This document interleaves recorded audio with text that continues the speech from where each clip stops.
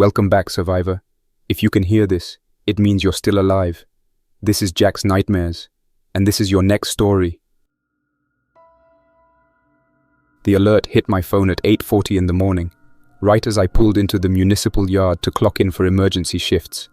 The screen flashed red with a long header and a block of text. Emergency alert. Citywide Photophobia Syndrome Confirmed.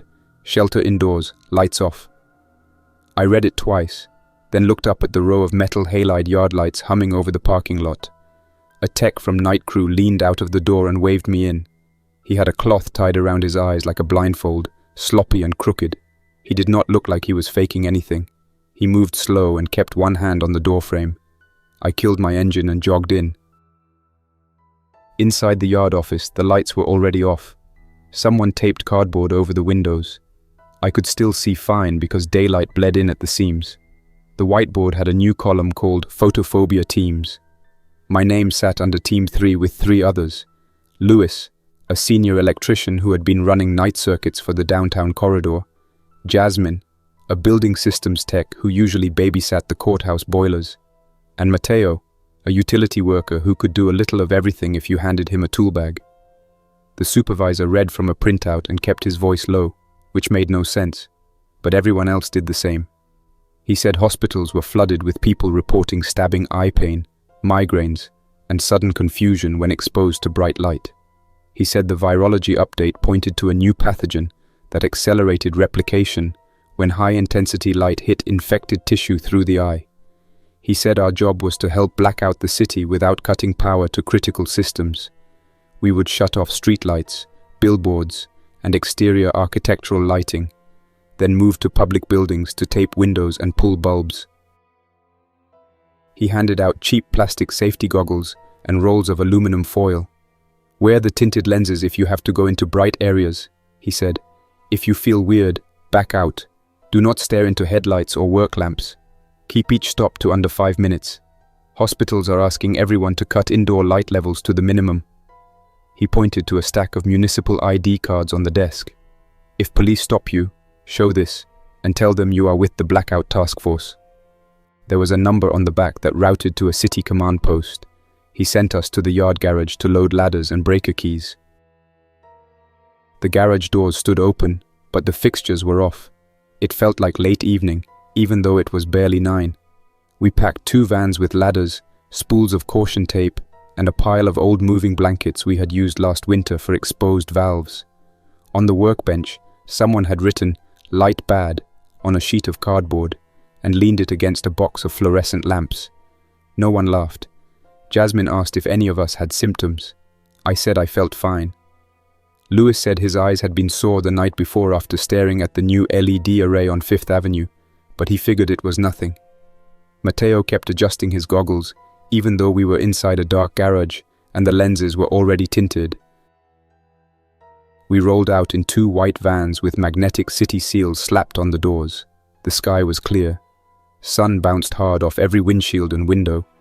It felt wrong to see a city in full daylight with most of the lights still on. Billboards glared. Showroom windows threw glare across the street. Even the glass and steel bus shelter panels burned hot and bright. The first call on the radio from command said emergency rooms were asking for volunteers to cover windows on south-facing sides. Another call said to prioritize tall lighting that threw glare into apartment windows. A third call said to kill anything decorative. That made sense. We started on a stretch of old sodium streetlights on Hudson near the river. The feed came from a control box mounted on a green metal pole. Lewis killed the breaker and logged the pole ID with a Sharpie on blue tape. Jasmine stayed with the van and put together a pile of moving blankets and rolls of foil.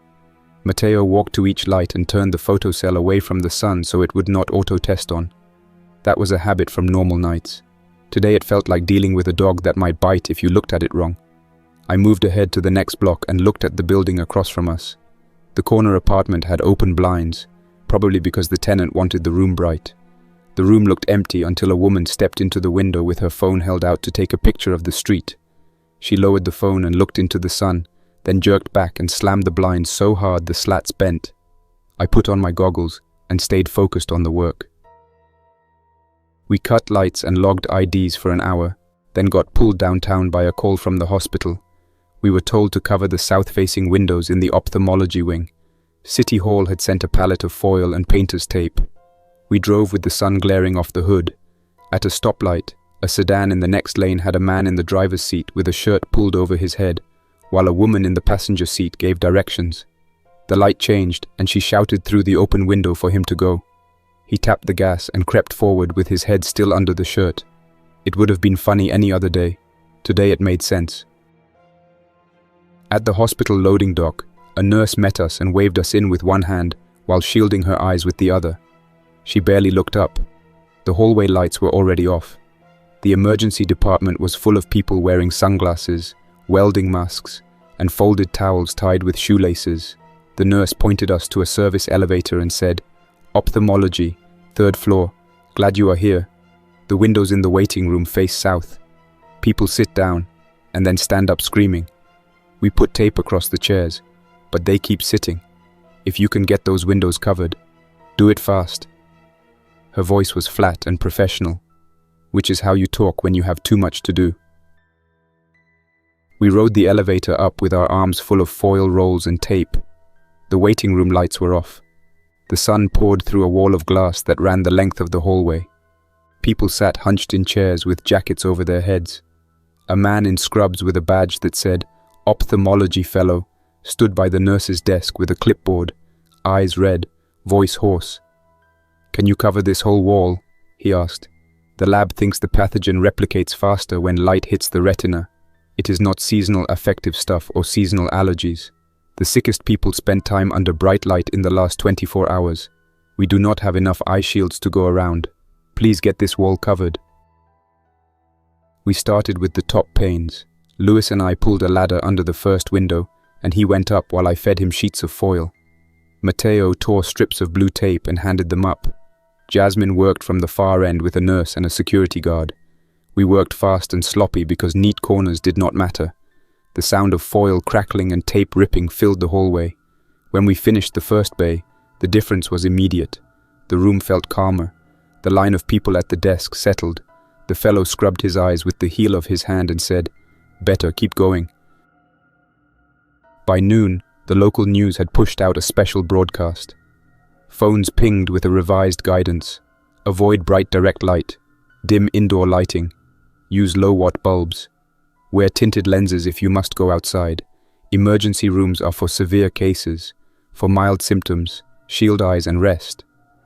City social media accounts posted photos of workers taping paper and cardboard over windows. The utility posted a chart showing how to set dimmer switches. You could feel everyone trying to move together in the same direction. We kept moving. We wrapped the hospital windows and then covered the big lobby doors downstairs with blankets taped to the frame. Security asked us to hang 2 blankets over each door so the inner layer stayed dark when the outer layer was opened. That made sense, so we did it. When we stepped back out onto the loading dock, the daylight hit us even through tinted lenses. We squinted and climbed into the van. Mateo said he could see spots. He held his eyes closed for a full minute and then blinked to clear them. He said he was fine. The next call sent us to a school where custodians needed help turning off a bank of rooftop floodlights that had been installed for a track meet months ago and somehow left online. The main breaker panel was inside a locked room, but the custodian had lost the key. We used a flashlight on the lowest setting and picked our way through a dark hallway that smelled of dust and mop water. The custodian, a tall man named Eric, had taped a towel around his head like a turban and looked embarrassed. He kept apologizing. I told him it was fine. We found the metal panel and used the universal key to pop it open. Lewis flipped 3 big switches with deliberate care. We heard the clunk of contactors and the distant winding down of ballasts. Eric clapped quietly and then flinched at the sound of his own hands. He said the teachers were herding students into interior classrooms with the lights off and paper over the windows. He asked if we wanted coffee. We said no. We had more buildings to hit. By mid-afternoon, the city felt different. The usual glare was gone. Store windows were dull grey instead of mirror bright. Billboards were black. The skyline had a strange flat look because all the accent lighting on the towers was off. The streets were not empty, but fewer people were out. Those who were out wore hats with brims, long sleeves, and dark glasses. A lot of people kept their heads down. We set up a ladder by a bus shelter and turned the glass panels to face away from the sun. A bus rolled to a stop and the driver yelled out the window, "Thank you," and then covered his eyes with one hand and pulled away slowly. At 4, we checked in at a field briefing held in the City Hall basement. The conference room lights were off. Portable lamps on low sat on the tables. A public health officer named Dr. Chu stood at the front and spoke in a calm, direct voice. She said the working theory was that the pathogen passed normally by droplets, but had an unusual amplification mechanism. When high-intensity light hit the retina, it triggered increased replication in the ocular tissues and then spread along the optic nerve. That explained why some people spiraled fast after a day under bright lights. Then she said something new that made the room go silent. "We have early indications that in low light or darkness, during extended sleep, there may be a secondary phase." She paused. "We are not ready to issue guidance about sleep yet. We are collecting data. Stay dim, not fully dark if you can. Short naps, not long deep sleep today." The room did not erupt. It just got quieter. I looked at the laminated schedule on the wall that showed overnight shifts. I was supposed to rotate to nights at 0100 hours with Louis. Jasmine would rotate home and return in the morning. Mateo would stay with me. I did the math and felt a weight settle. The plan we had been working toward might not hold. If too much light sped the virus up, and too much darkness gave it another way to move, then what did we have left? Dim lamps and naps. We could do that for a few days maybe. But nurses, police, field teams, drivers, all needed rest. We grabbed battery lanterns from the logistics table and 2 boxes of the cheap foam eye shields cut for hospital patients. I asked Dr. Chu what the best sleep window was if we had to lie down. She said, "Under 20 minutes for a nap. You want to avoid deep sleep cycles. If you overshoot and drop into deep sleep, have someone wake you. The lab is pushing hard on this." She looked exhausted but steady. I believed her. We left City Hall and headed toward a cluster of senior apartment buildings, where the manager had called to say older residents were having trouble shutting blinds. The sun was low but still bright. I put on the tinted goggles again and kept them on even in the van. We parked at the curb and hauled rolls of foil and tape into the lobby. The building manager, a woman named Patty with a thick binder under her arm, met us and pointed to a list. "These units need help. Most are on the south and west sides. Some residents cannot climb on chairs. Please go in pairs." She handed us spare keys. She asked if we wanted masks. I shook my head. I had one in my pocket already. I put it on and went up with Mateo. Unit 307 belonged to a man named Walter. He opened the door with a laugh that sounded forced. "Always wanted the city to visit," he said. "Did not think it would be for this." He pointed at the living room windows. The blinds were bent and stuck. We pulled them down and taped foil to the glass. When we finished, the room went from sharp to soft. Walter sighed in a way I could hear through my mask. He said he had fallen asleep in his recliner that morning, with the curtains open, and woke up with his eyes burning and a strange buzzing in his head. He said it stopped when he sat in the bathroom with the door closed and the lights off. "Doctor on the phone told me to stay in the dark," he said. "Now they are saying not too dark. Which is it?" I told him dim and frequent naps seemed to be the best path for now. I said the health department would update guidance that night. He nodded and looked at the clock. He asked if I could set the stove clock to stay on dim. I did. In Unit 310, a woman named Lourdes had taped towels to the windows with packing tape that did not hold. The towels sagged. Sunlight stabbed through gaps and drew bright lines on the floor. She wore 3 pairs of sun visors layered at odd angles and kept turning her head to avoid the light. We retaped the towels with the good blue tape. Lourdes offered us water. We said yes and took 2 sealed bottles from her counter. She said her grandson was on the bus home and she was afraid he would walk into bright areas. I told her the buses were dim inside and the drivers were looking out for kids. I believed that because I wanted to. We finished the list in an hour and a half and went back to the van. Jasmine said she would head home and try to nap sitting up in a chair with a lamp on. Louis said he would do the same in the break room before our night run. The sun slid behind a cloud. The air felt cooler. The relief lasted 2 minutes. The sun came out again. and the glare returned. At 6:30, Command sent a message with revised guidance. Dim lighting indoors. Avoid bright light sources, including screens at high brightness. Try short naps in low light. Avoid long, deep sleep until further notice. The wording was careful. It sounded like someone had redlined it to remove anything that would spark panic. The news anchors spoke in low voices in dim studios. They raised their hands to point to maps without looking straight at the camera. Slow movements, quiet tones, nothing sharp or jarring. We went back to the hospital for a second pass and found more people sitting in the dim hallways, eyes covered, jackets over heads, phones held face down on laps. The ophthalmology fellow was gone. A resident with a stack of charts was in his place. She thanked us for the window work and asked if we could help cover a row of interior glass doors that bled light into a recovery ward. We did it. She squeezed a bottle of saline into her eyes and blinked hard. "It helps for 5 minutes," she said. "Then it does not." She looked clean and competent and completely worn down. I asked if staff had a place to nap. She pointed to a dark lounge with 4 chairs and a desk lamp on low. "Set an alarm for 20 minutes, she said. "Wake each other up." Lewis told me to take a nap first because I had driven the last hour. I sat in a chair, set my phone for 18 minutes, and leaned back. I left the desk lamp on the lowest setting. The fabric smelled like coffee and lemon disinfectant. The hum of air vents mixed with distant steps and muffled voices. I watched the glow around the lampshade and tried to sink without tipping into the deep drop that pulls you under. The timer buzzed. I sat up. My mouth was dry.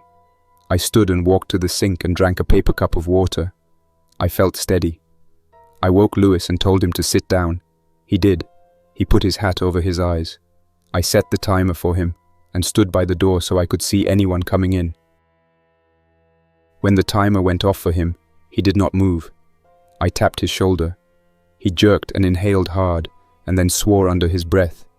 He rubbed his eyes with his knuckles and sat up. "Went too far," he said. "Fell all the way down. Had a dream about pulling a streetlight head apart. Nothing dramatic, just screws and wires, but it felt long. I feel slow now." He stood, steady but heavy. "I will be fine," he said. "Let us keep moving." We left the hospital and headed for downtown offices with glass lobbies. It was night now. Without the normal glow, the skyline looked dead. Only the safety lights in stairwells and exit signs burned red and green at steady intervals. It should have felt unsafe. It felt careful instead. The few cars we saw drove with low beams and moved deliberately. We parked and went floor to floor in a government building, taping paper over glass partitions, turning off track lights that someone had left on to make the lobby feel welcoming. It did not need to feel welcoming tonight. It needed to be calm. Around 9, Dr. Chu's team sent another update through command. The labs had found that in complete darkness, during prolonged sleep, the virus in ocular tissue shifted. It moved along the optic nerve into deeper structures faster than in dim conditions. The advice changed slightly. Do not sleep in full darkness. Keep a low light on. Avoid sleeping more than 30 minutes at a time. Take spaced naps. There was a note about children. Keep rooms dim, not blacked out. Wake them gently if they sleep too long. It read like a set of instructions written by someone who knew many people would not be able to follow them perfectly. I texted my wife, Hannah, and told her to set the bedroom lamp to low and sleep in short stretches. She replied with a photo of our bedroom with the lamp on the lowest setting. She had taped a towel over the window. Our daughter Mara had an eye mask pushed up on her forehead and was playing a handheld game set to low brightness. "We are okay," Hannah wrote. "Be careful." I told her I would call again after midnight. Around 10, we got a call to check a church that had opened its basement to neighbors who wanted a safe place to rest. The lights in the basement were low. Families lay on mats while volunteers poured water into paper cups. A priest moved through the room with a small flashlight pointed at the floor, speaking quietly to each group. In the back hall, a woman in scrubs explained the nap schedule. "We set timers for 25 minutes, she said. "If someone goes longer, we wake them." A boy nearby snored softly. At the half-hour mark, a volunteer touched his shoulder and spoke his name. He startled and rolled over. He looked confused, and then relieved. I felt relief with him. The room ran on simple rules that worked. We turned off 2 bright exit signs that someone had set to the wrong mode and swapped them to dimmer emergency mode. A volunteer glaring at a smartphone asked if she should shut it off. I told her to lower the brightness and point it down. She nodded and dimmed the screen. Small changes felt like wins. At midnight, we checked in at the municipal yard for fuel and water. The night office had 2 lamps on low. The supervisor looked worse than he had 12 hours earlier. He said police had responded to a few incidents where people walked into bright stores and panicked, then calmed down once someone turned off lights. He said emergency calls were lower than in the afternoon. He said that was either a good sign or a measure of how many people were sitting in dark rooms trying to ride it out. He told us to keep going until 2, then come back to nap before the early run. We headed to the riverfront where a row of luxury condos had bright architectural uplights that lit the side of the building like a stage. Those needed to go. The access panel for the uplights was down a narrow service stair. The air down there was cool and damp. The concrete had a wet mark where the river sometimes steamed. My flashlight cast a pool of dull amber light at my feet. I opened the panel and read the labels by touch. Lewis held the light low and to the side so we were not looking straight into it. The switches were stiff. I threw each breaker off and felt the quiet shift of power dying. When we climbed back up, the building looked normal and dull. That was good. On the river path, a couple walked hand in hand with bucket hats and dark glasses, even though it was night. They moved slow and steady. The woman raised a hand and said, "Thank you for turning those off." Her voice shook a little. I said we were trying. She said her husband had gotten sick that afternoon after standing at a window for too long. He did not look at us. He kept his head slightly down and his gaze toward the ground. She guided him around a bench. Together they looked like a single person learning a new way to move. At 1:30, Lewis said he needed a nap. We parked by the maintenance yard and left the engine idling for a minute to run the heater. Then I remembered the public advisory about conserving fuel and power in case people needed generators for dim lights. I turned the van off and we leaned our seats back. I set 2 phone timers for 20 minutes and told Lewis I would wake him at the first beep. I drifted but did not fall. When the timer went off, I shook him and he sat up fast with a lost look, then settled. "I keep dreaming about light," he said. "Not the sun. Work lights. I keep assembling a light and then tearing it apart." He rubbed his eyebrows. "Let us finish the night." We did one more pass through a district of small shops. The shopkeepers had taped paper to every window. A bar had a sign on the door that said, "Closed due to light restrictions." That phrasing made me smirk even though nothing about the night felt funny. We turned the dimmers on 2 exterior lamps down to the minimum so the sidewalk stayed safe without triggering a reaction. The bartender inside gave us a thumbs up. We moved on. Back at the yard at 2:30, I found a couch in the break room and set a timer for 18 minutes. I left the lamp on low. The room smelled like machine oil and rubber, clean and familiar. I slipped under and then came back fast. For a second I had no idea where I was. Then the table, the lamp, the ladder leaning in the corner all locked in. I stood and stretched. My phone lit with a new message from Hannah. Mara slept 2 short stretches. She is okay. I am trying to do the same. We love you. I felt the tightness across my shoulders loosen. I texted back terrible dad jokes that made her send a smiling face. Those faces felt like solid ground. We went back out at 3:30. The streets were nearly empty. It felt like a power outage even though the grid was up. A few houses had lamps glowing in front rooms. Curtains were drawn across most windows. The city had learned to dim itself in a day. At 4:15, Command sent a new memo. Sunrise will bring increased frontal illumination.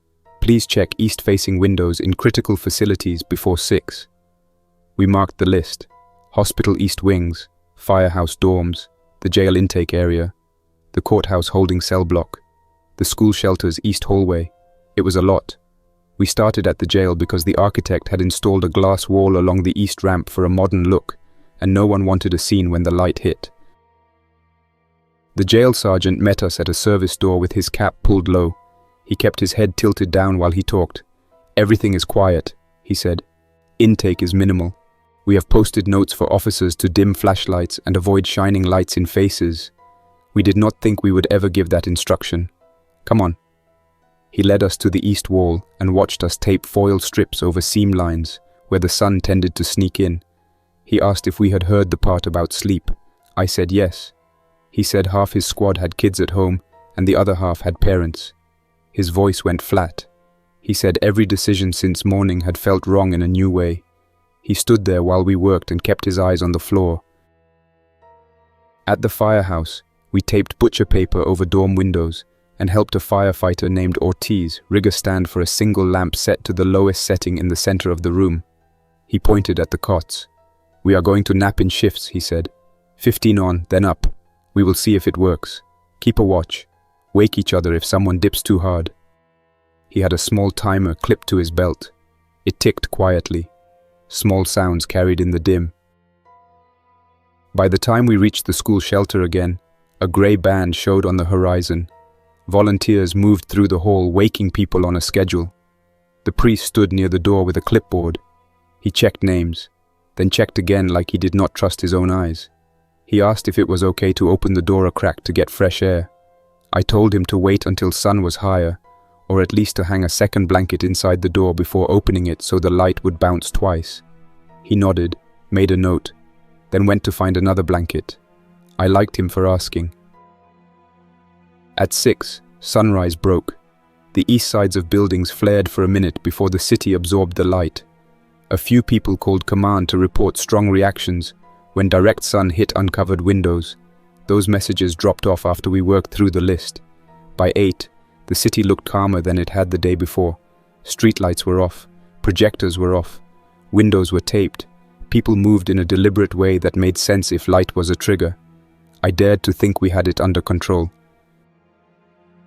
At 9:30, a lab update hit the wire. It came through the city radio first, then through our phones as a long message from the health department. The message confirmed what Dr. Chu had hinted at. In test animals, and in a handful of human cases with good logs, deep sleep in full darkness correlated with sudden cognitive decline on waking that went beyond pain or irritation.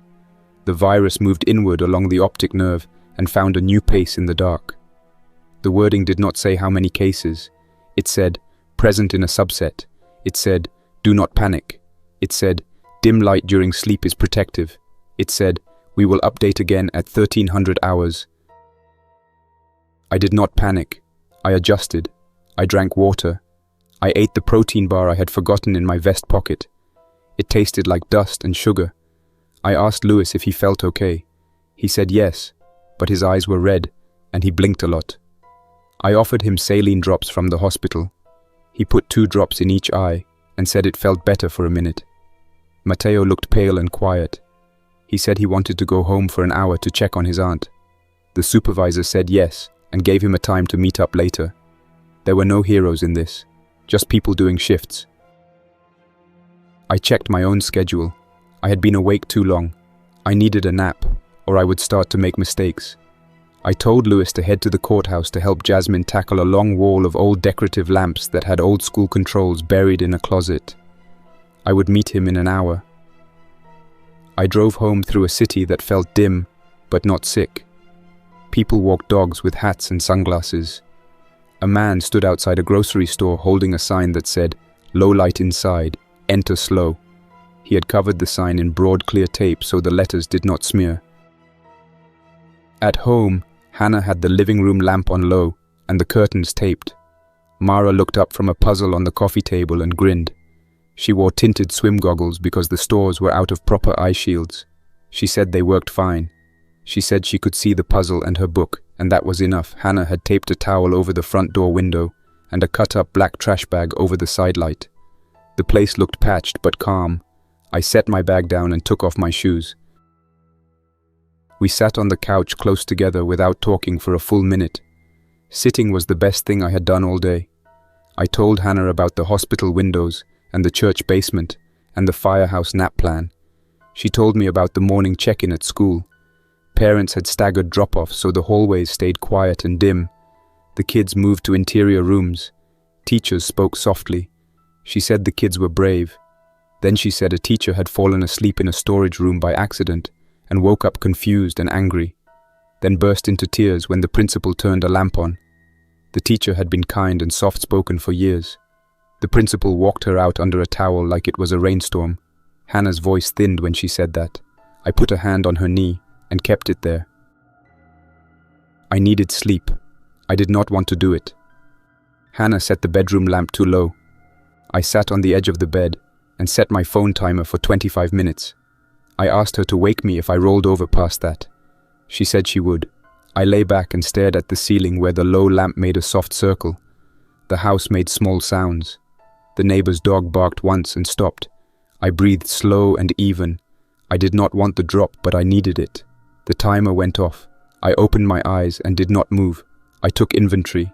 Name, address, work, all there. I stood up and walked back to the living room feeling steady.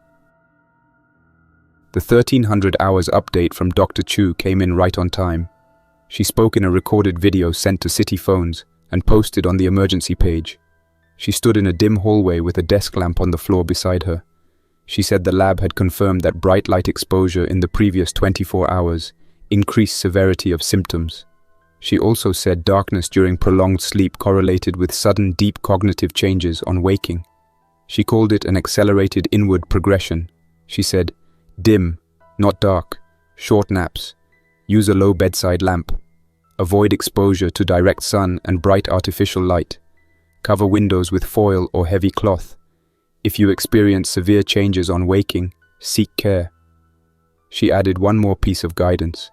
If you must sleep longer than 30 minutes, use a timer and have someone present to wake you gently at the half-hour mark. I heard the wording a second time in my head after the video ended.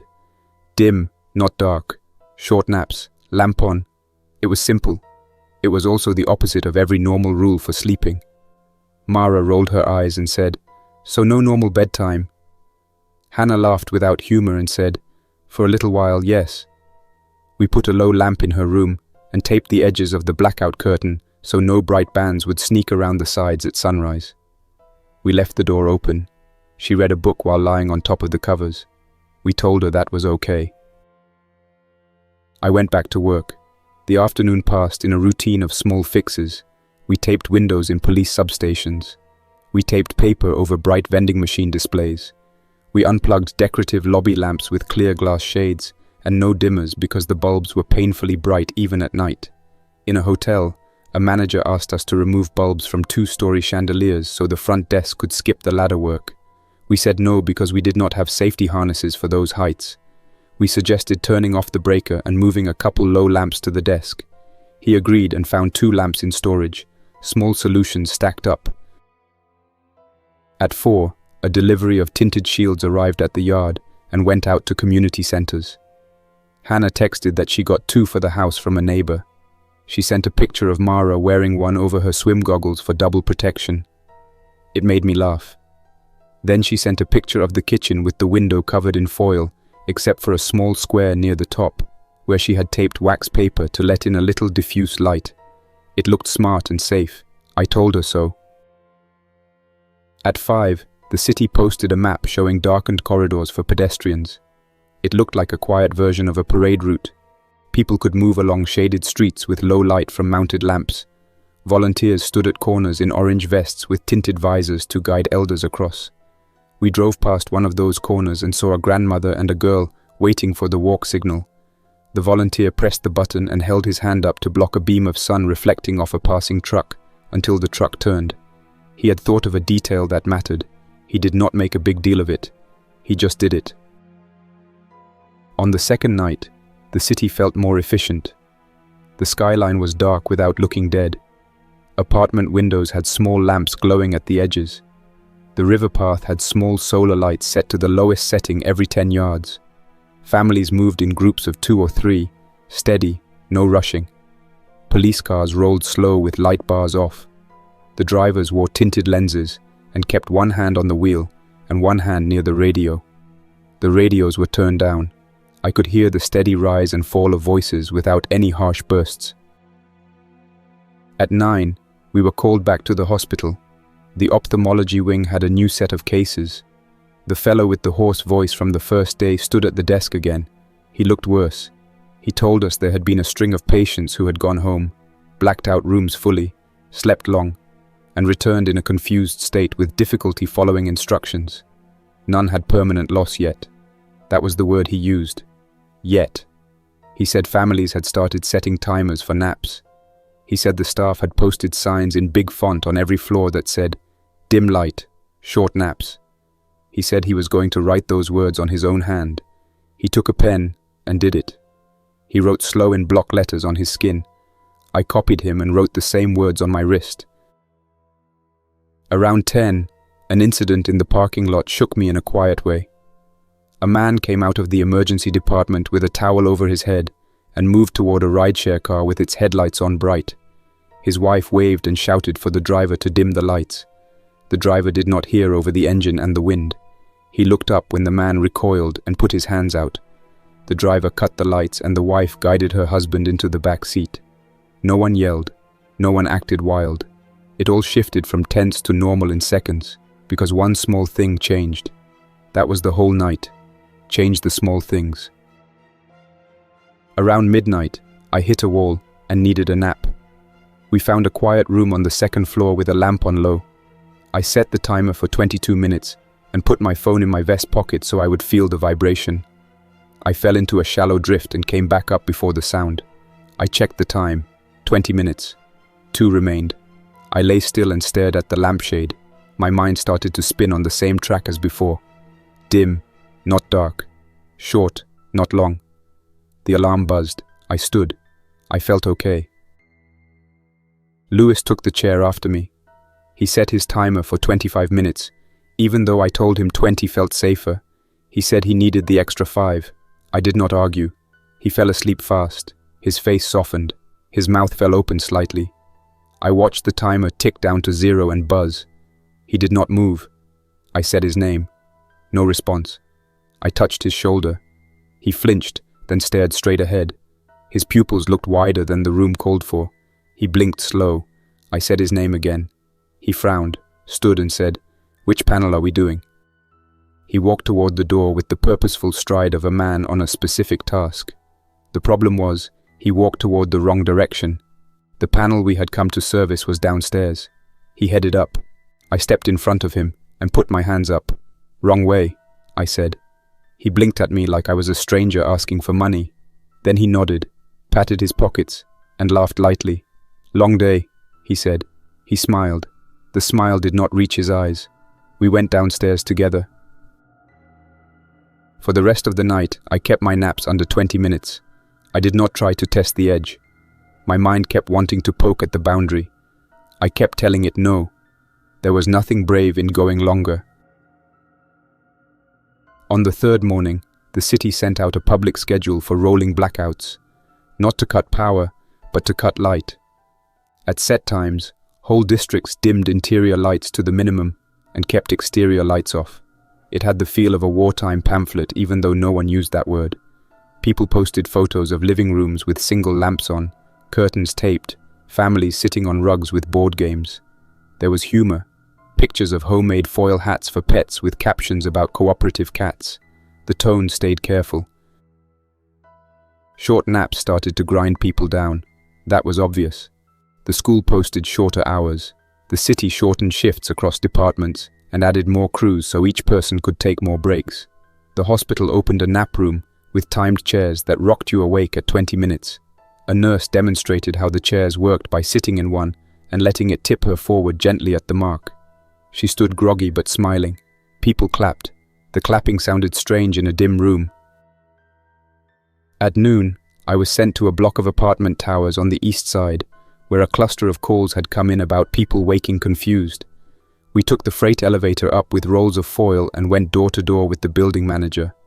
In one unit, a young man named Felix sat on the couch staring at a wall. His roommate, a woman named Kira, said he had slept in a bathroom with the lights off because it felt safe. He woke up and kept repeating the same sentence about needing to rewire the lobby, even though their building had no lobby wiring to touch. He stood if you asked him to. He sat if you asked. He could not tell you what day it was. He let me put tinted glasses over his eyes, even though the room light was low. Kira looked like she wanted to cry and punch someone at once. We taped their windows properly and showed her the nap plan. We wrote dim, not dark, short naps on a sticky note and stuck it on the TV. It felt silly. It helped. In another unit, a woman in her 60s had fallen asleep with a towel over her face. Her daughter woke her with the 25-minute timer, but the room was fully dark. The older woman could not recognize her daughter for a minute even after the lamp was turned on. Her face went from blank to shocked to furious to embarrassed in seconds. She apologized, and then apologized for apologizing. She asked if she was going to lose her mind. I told her what I knew. Dim light during sleep helped. Short naps helped. The hospital was tracking cases. Many people bounced back after a short period of confusion. I kept my voice level. She breathed through her nose in slow pulls, stood, and asked for water. We got it. She drank and nodded. She asked for the nap chart. She put the chart on the fridge. By late afternoon, the day blurred. Work, water, tape, ladders. My hands were sticky with adhesive. I used a rag with alcohol to clean them. It helped for 10 minutes, and then the tape found me again. Every small task felt like part of a larger push to keep the city from tipping. That night, I stopped at home for dinner. Hannah had made rice and canned tuna with lemon and pepper because grocery deliveries were limited and she could not risk a bright kitchen. We ate on the couch with the lamp on low. Mara asked if the virus had a name.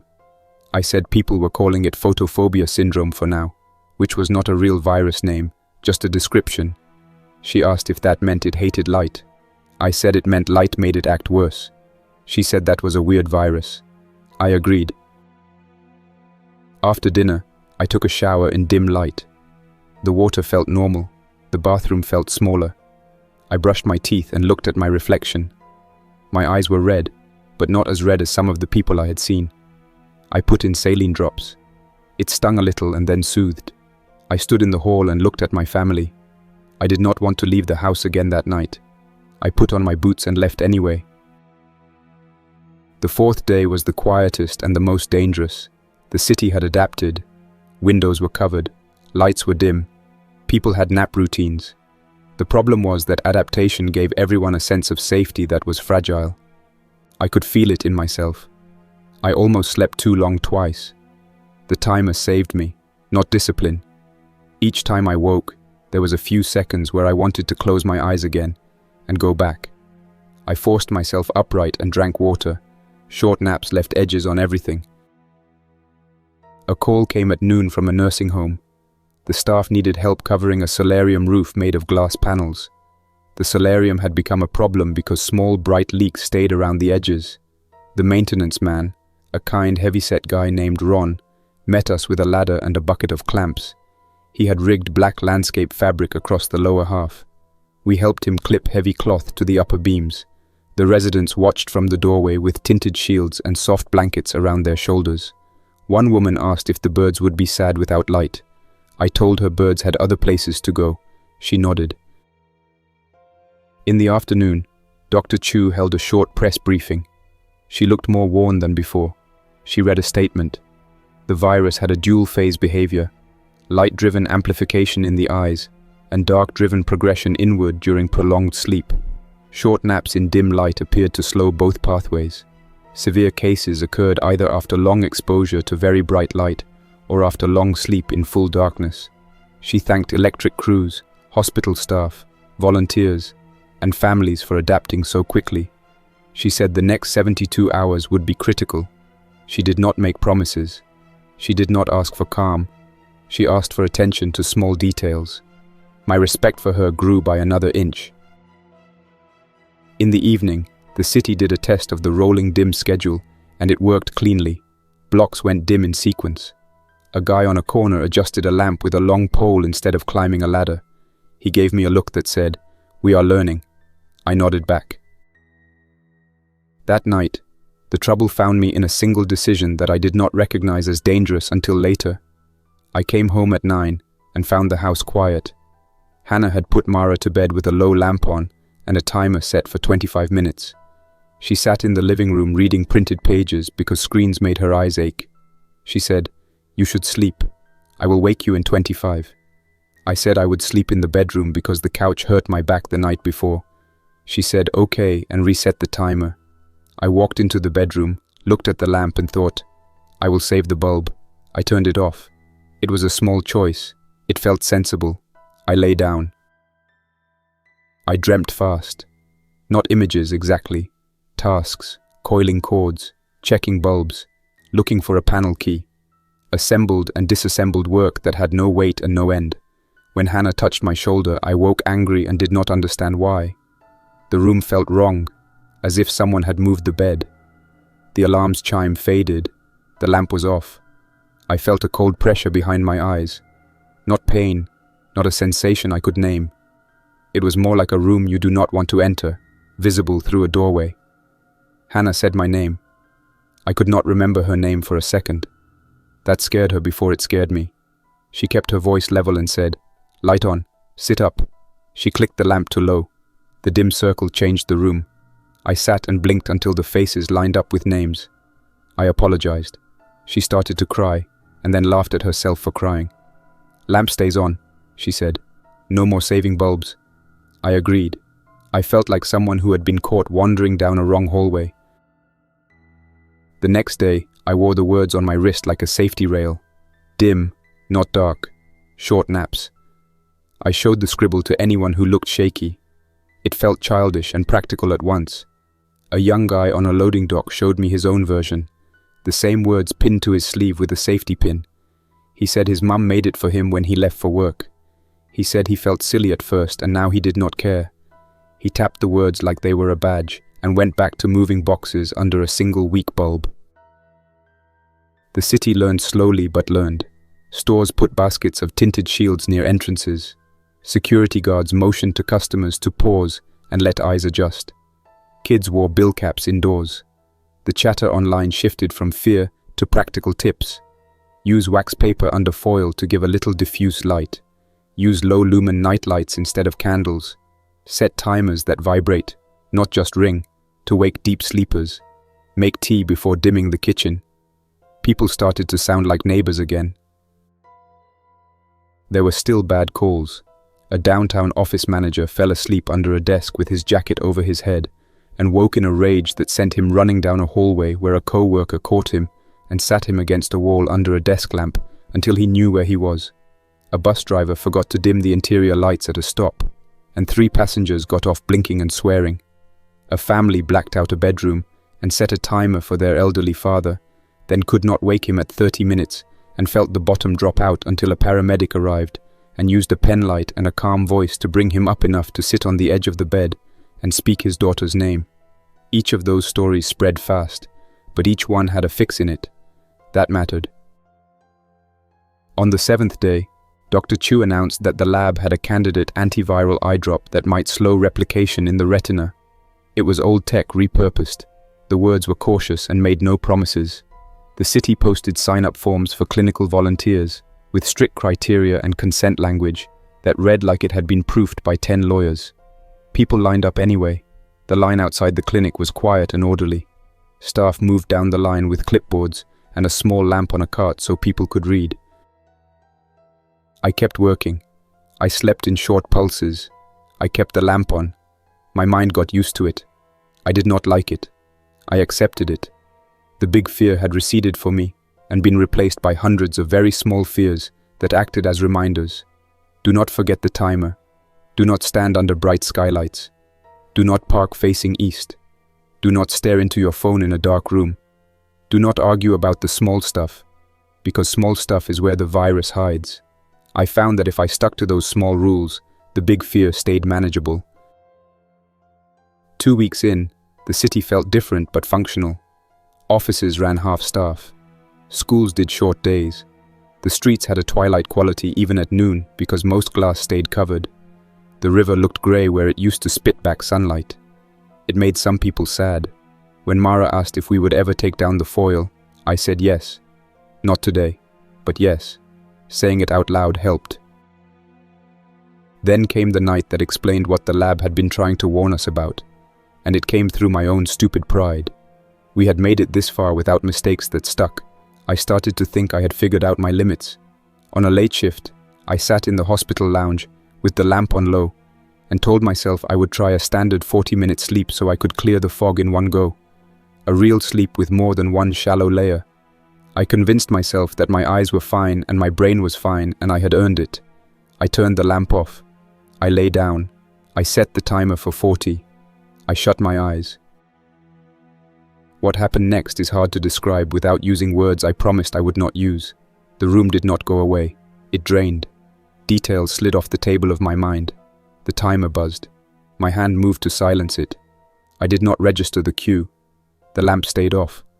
The hallway sound faded to a low, slow surge. I stood. I walked to the door with clear intent and no understanding. I reached for the handle and saw a reflection in the small, wire glass pane of a man with his eyes open too wide in a room with no lamp. It took me a full 10 seconds to recognize the face. The recognition did not bring context. It brought a mechanical action. Turn on the light. I fumbled for the switch. The lamp clicked. The room filled with low light. Names fell into place. I stood with my hand on the lamp and stared at the wall. I had no memory of setting the timer for 40 minutes. I had no logic that made that choice safe. I walked to the sink and ran water over my wrists and then splashed water on my face. I did not feel dramatic. I felt stupid and lucky. I sat in the chair and wrote on my wrist again in thicker letters, "No dark sleep." I did not trust the dim scribble from earlier. I wanted the words large enough that even a dim version of me would see them. I did not tell anyone on shift because I was embarrassed. I told Hannah when I got home. She did not yell. She said, "Lamp stays on, no testing." She made me eggs and toast in the dim kitchen and handed me a plate and kissed my head through my work cap. She said, "Come sit." We sat and ate, and I listened to Mara talk about a book about camping. I felt the safe boredom of domestic detail return. I held on to it. The antiviral eye drop trial started. The early readouts said it helped reduce the pain and slowed the cascade after bright exposure. It did not do much for the dark sleep effect. We all adjusted our habits again. People got inventive. There was a trend of small lamps made from battery-powered tea lights taped to stick-on lights and placed inside cardboard tubes to focus the glow. Every house looked like a stage rehearsal if you peeked through a crack.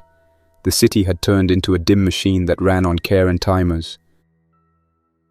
At the end of the 3rd week, Command asked if I would join a hospital team as an embedded electrician for 7 straight nights. The hospital needed fast responses to light issues in sensitive areas and wanted someone who understood both the electrical systems and the new rules. I said yes. We set up a cot in a supply room with a low lamp on a stool. I wrote a checklist for myself and taped it to the wall above the cot. Set timer, lamp on, nap under 25 minutes, wake slowly, drink water, write down 3 facts: your name, your wife's name, your daughter's name. It looks ridiculous on the wall. It works. The first night in the hospital, an infant in the neonatal ward needed a light-based jaundice treatment, which would be a problem in any case, but was tougher now. The nurse in charge cried and then pulled herself together. She said they could not skip the blue light therapy, but they could shield the infant's eyes better and limit exposure time to the minimum, with a doctor holding a meter on the infant's chest to track terms exactly. My job was to set up a tight light cone and ensure zero spill to anyone else in the ward. I brought in blackout cloth and clamps and built a little tunnel around the cradle. The doctor stood with a meter and called the seconds out. The nurse watched the baby. Another nurse kept the rest of the room dim and calm. It felt like diffusing something that could not be fully diffused, only handled with care. When we finished, the nurse hugged me fast and then apologized for it. I told her not to. On the 3rd night, the hospital chaplain walked the halls with a small hymnal and a tiny lamp clipped to the cover. He asked if he could come into the lounge and sit for a minute. He took the chair across from me and read quietly for 3 minutes. He closed the book and said, "I thought I would be asked to comfort people. I have spent more time turning off lights." He laughed softly, not out of amusement but to relieve pressure. He thanked me for taping the windows and left. The lamp on his book lit a small circle on the floor as he walked. Around dawn that morning, I stood at a 3rd-floor window and watched the sky get lighter. The foil over the glass left a small slit at the edge, where a line of light crawled across the frame. I taped it with a short strip of blue tape. The urge to rip all the foil down and flood the room with daylight was strong in my chest. I did not do it. Weeks turned into a pattern that could hold. The trial eye drops helped a subset of people. The public guidance stayed the same. Dim, not dark. Short naps. Lamp on. There were fewer calls about people waking out of sorts. People remembered to keep a low light on and to set timers. The emergency rooms returned to manageable levels. The new cases were mostly from mistakes. A wedding photographer forgot and set up strobes in a venue with taped windows. The band stopped him after one test flash. A kid played a game on a bright tablet under a blanket for an hour. He had a hard morning, and then was fine after a day of careful naps. The city was not normal, but it was stable.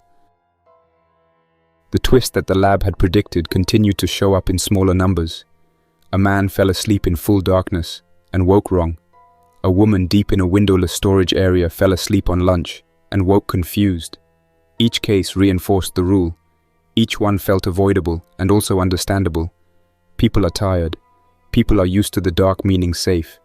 In this story, dark is not safe. Dim is safe. That is such a small difference with such a large effect that even smart people miss it when they are exhausted. I wrote an index card for myself and pinned it to my vest. 1. Keep a light on. 2. Set a timer. 3. Wake gently. 4. Do not test the edge. I ran my finger over the words every time I lay down. I pulled out the card and showed it to others when they looked ready to close their eyes in a dark corner. Some people smiled and said thanks. Others looked at me as if I were being dramatic. I did not care. I had turned the lamp off once and seen the floor drop. I was not doing that again. Hannah set a glass lamp in the hallway and never turned it off. The bulb was low-watt and warm. It turned our night walks to the bathroom into small, safe walks. Mara said she liked the lamp because it made the house look like a tent. She used that word. I did not correct her. We let her sleep longer on weekends if we sat in a chair and watched her and woke her at 30 minutes. That was our new version of tucking in. It was not cozy. It was careful. Careful became our main family trait. That was fine. Months later, the city was still dim in the evenings. Some people kept foil on windows out of caution. Others used wax paper or thin curtains. Stores advertised low-impact lighting as if it was an eco-feature. The hospital windows had a permanent film that cut glare. The kids in school learned to set timers and wake each other with a pat on the shoulder and a whispered name. There were fewer emergency alerts. There were more quiet habits. There is no clean ending to this. The virus did not vanish. It got manageable. The big day of panic turned into many days of restraint. The twist we learned early still guides us. The same light that harms in one way protects in another. The same darkness that comforts in one way invites trouble in another. Set the lamp low, sleep short. Wake up, check names. Do the small things. The city is still here. I am still here. I write the words on my wrist some mornings even when I do not need to. It is not superstition. It is a checklist. It kept me. It keeps us.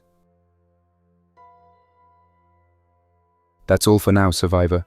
Thanks for listening. If you want to keep these stories alive, don't forget to like, subscribe, and share your thoughts.